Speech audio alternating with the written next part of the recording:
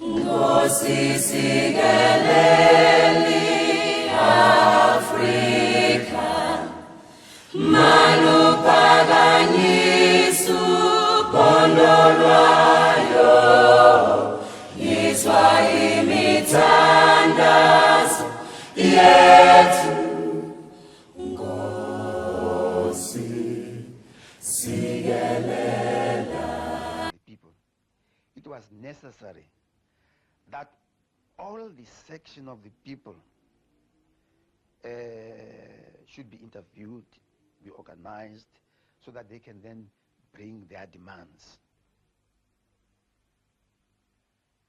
The Congress of the People organizers and the leadership, in fact, had invited, apart from the ordinary masses, had invited all organizations in South Africa, including, for that matter, the Nationalist Party of Dr. Malan and the United Party. They were also invited to attend. But of course, they feared to present themselves to the masses. They never attended. There was also the question of organizing rural areas, farm laborers.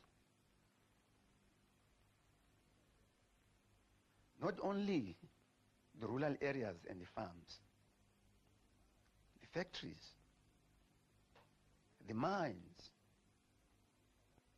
Although the South African laws do not allow mine workers to be organized, but in this instance, the organizers of the Congress of the People made it absolutely clear that at least they were going to organize the mines. And the workers in the mines were contacted, and their demands were also recorded.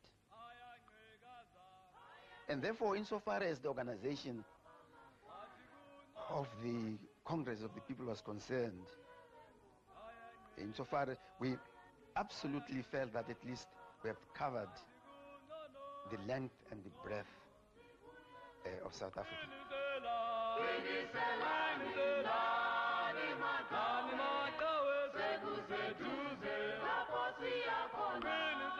I myself was a delegate from the Congress of Democrats.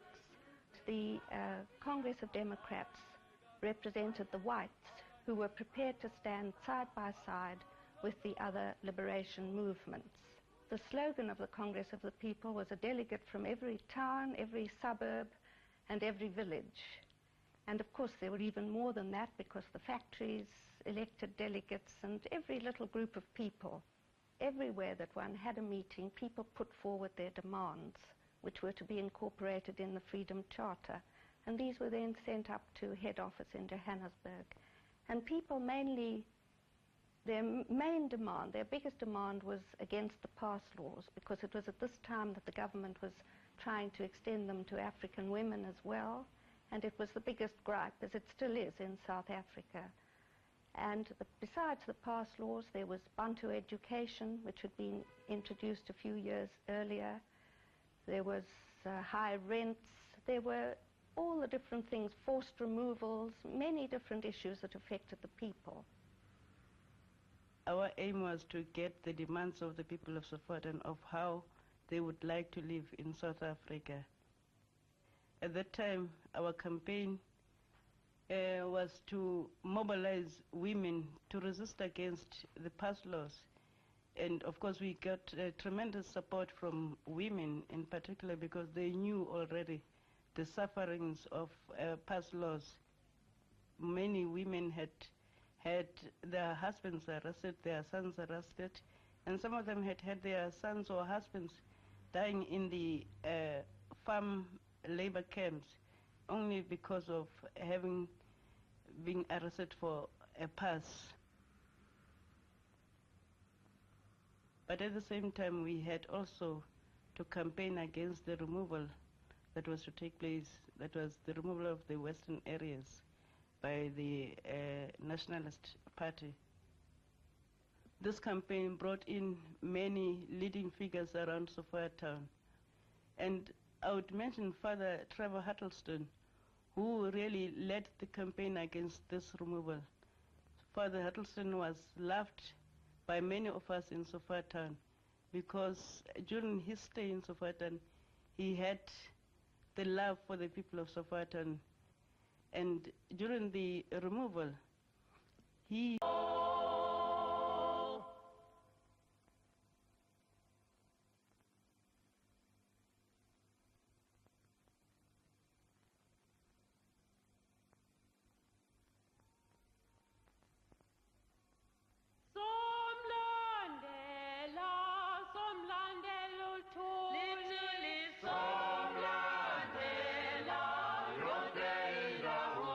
there was excitement, jubilation. There was ululation of women singing of freedom songs.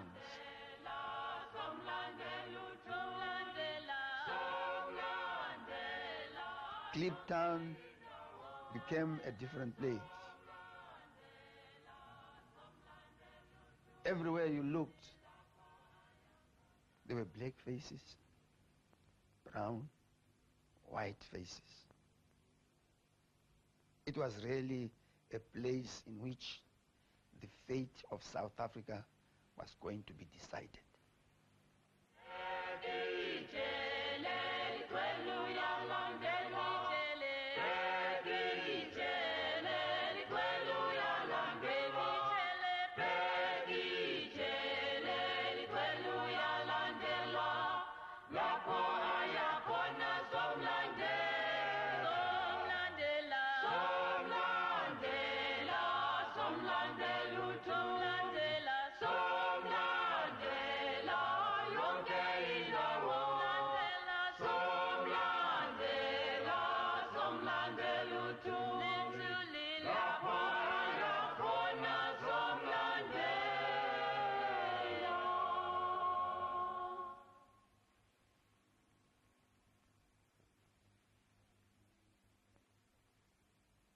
Well, June the 25th, 1955 is one of the most memorable days in my life, I think, because it's one of the most memorable days in the history of South Africa.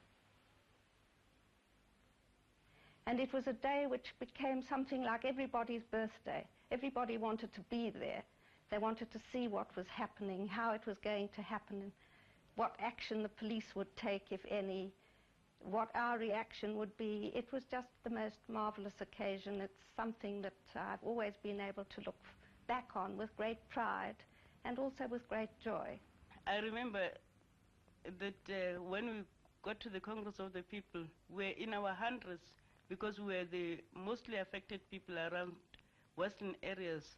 And we came in busloads, and hundreds of us were carrying placards and singing and carrying the African National Congress flag. And of course our demands were included. And to us this meant a lot because here we were a community which was threatened with houses being demolished, schools being closed. This is how we saw the Congress.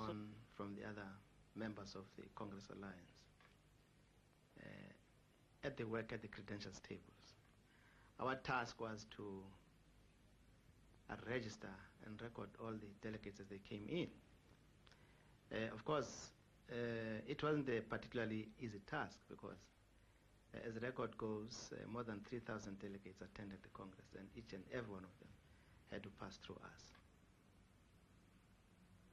Now, as is known, of course, on the day, see, they raided, naturally, as they were surrounding the place, they came to us with the hope of collecting whatever material there was for themselves. They found very little, because they say we ourselves were very careful, because we're always expecting this type of raid. And this was the first time, literally, that those of us who are working at the Congress credentials tables actually got the opportunity of attending the Congress itself, because a different set of credentials officials had taken over, had actually set up their own tables and had started the process of recording people's names. But this set of credentials officials was not the friendly type, but composed, of the police. The police surrounded everybody and decided that the Congress must disperse. But the work of the Congress was completed long before the police came. We had achieved what we wanted. Now this Freedom Charter enshrines in its clauses the aspirations of all sections, of all strata of the people of South Africa, black and white. Whether it be mine workers or rural workers, farm laborers, small peasants, workers in industry, in the factories, all had, whether you are intellectuals, teachers,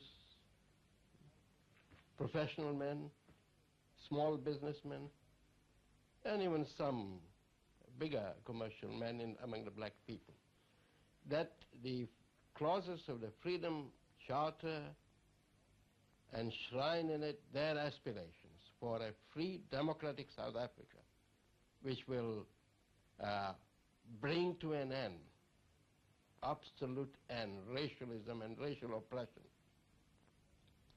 That is what the Freedom Charter stands for. And that document is as valid today as it has been when it was adopted in 1955. It was June 26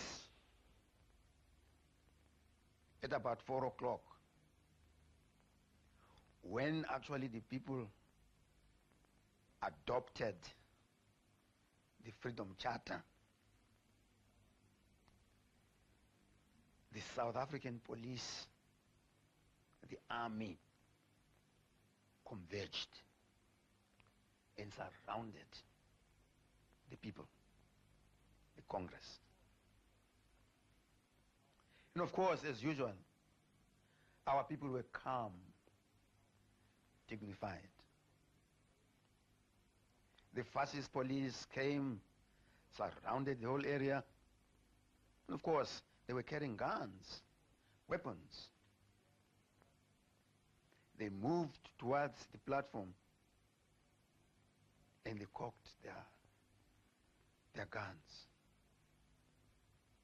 The people started singing liberation songs.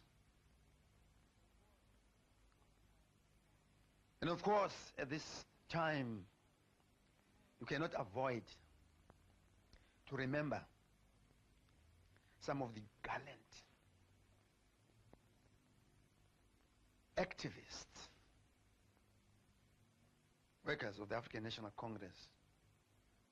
I've got in mind here great women like Aida Mtwana.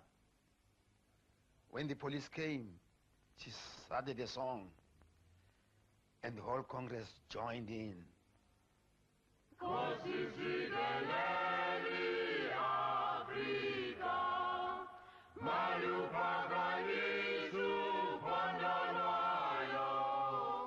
We, the people of South Africa, declare for all our country and the world to know that South Africa belongs to all who live in it, black and white, and that no government can justly claim authority unless it is based on the will of all the people. That our people have been robbed of their birthright to land, liberty, and peace by a form of government founded on injustice and inequality. That our country will never be prosperous or free until all our people live in a brotherhood, enjoying equal rights and equal opportunities. That only a democratic state, based on the will of all the people, can secure to all their birthrights without distinction of color, race, sex, or beliefs. And therefore, we the people of South Africa, black and white together, equals countrymen and brothers, adopt this Freedom Charter, and we pledge ourselves to strive together, sparing neither strength nor courage, until the democratic changes set out here have been won.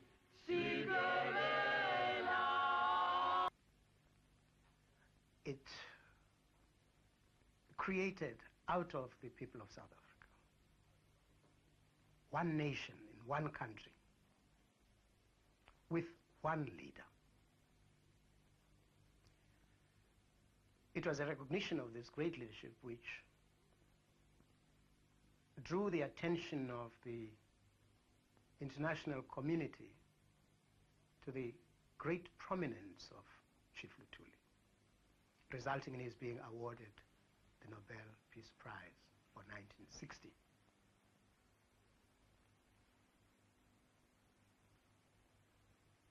The banning of the African National Congress, the banning of Albert Chief Luthuli, the banning of all the leaders, that was an opportunity lost. Indeed, the violence that followed 1959, Sharpeville, more arrests of people who were remotely associated with politics. Some of them had participated 15 years earlier, but not since. They're all locked up. In doing so, the South African government was consolidating a new level of resistance to its criminal policies, a level which embraced armed conflict. They created that. They forced us into it. And now we are in this era. I'm afraid they have not yet learned their lesson. But the Freedom Charter is there. It was vindicated by the discharge of the accused in the treason trial.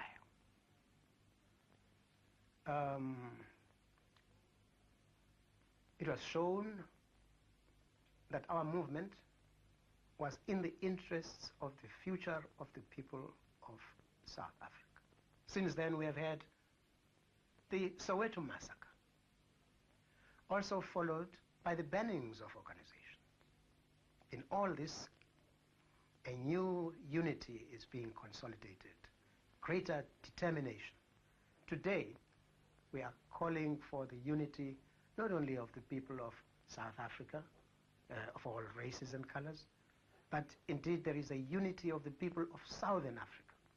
There is even a unity of the people of all Africa, a unity of the world community in its opposition to the apartheid regime. We surely cannot lose this war. Hamba!